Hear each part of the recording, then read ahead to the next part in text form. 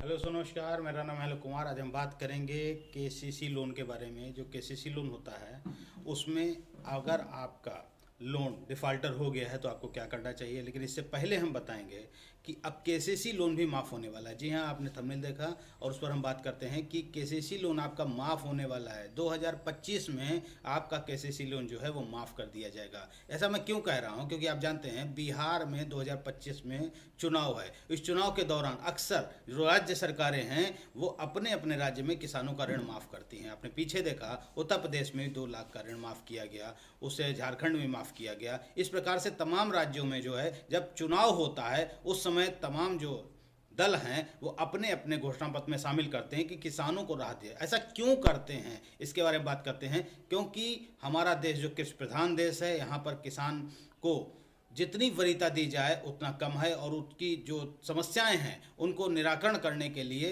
प्रत्येक दल, चाहे इसको हम मान लें कि अपना जीत का एक मुद्दा बना के चलते हैं, या यूँ कह लें कि सच में तो नहीं, लेकिन हाँ जो पार्टियां हैं वो किसान को एक वोट बैंक मान के चलते हैं। और ये बड़ा वोट बैंक को कवर करने के लिए सर जो पार्टियां हैं वो अक्सर अक्सर आपको किसान ऋण माफ़ करने की बात करती हैं, जिसमें कि आपने देखा माननीय प्रधानमंत्री श्री मोदी जी ने अपने कार्यकाल में 2,000 रुपये के हिसाब से 6,000 रुपये साल का पूरे देश के किसानों को देने का प्रावधान बनाया, जिसमें अभी जो 19वीं किस्त आई वो लगभग 8 करोड़ लोगों के किसानों के खाते में ये पैसा आया है, 8.5 में। लेकिन इसके साथ साथ आपको बता दें, इसके साथ साथ सरकार ने आपको जो केसीसी लोन देना शुरू कर दिया है, ये भी कहीं ना कहीं बहुत राहत दे रहा है। किसानों को समय पर वो पैसा मिल जाता है, केसीसी कार्ड भी मिलता है, और जो केसीसी कार्ड होता है उस पर जो इंटरेस्ट लगता है वो केवल और केवल 4% लगता है। जी हाँ, 4%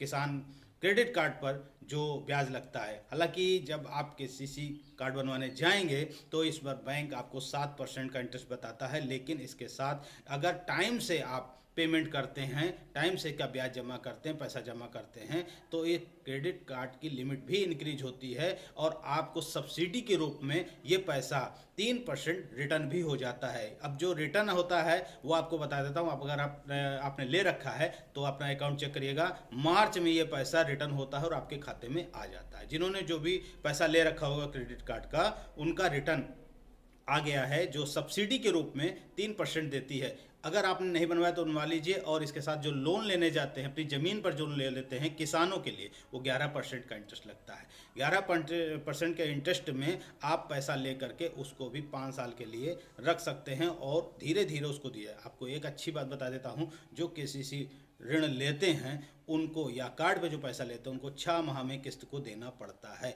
लेकिन मैंने ये को कहा कि आपका किसान ऋण माफ़ होने वाला है, तो किसान ऋण माफ़ होने का मतलब यही है कि बिहार 2025 में चुनाव होने वाले हैं, और चुनाव में तमाम जो दल हैं वो अपने अपने घोषणा पत्र में इसको शामिल कर सकते हैं। किसानों को लुभाने के लिए ये कदम उठाया जा सकता है, जैसा कि प्रत्येक राज्य में होता रहा है।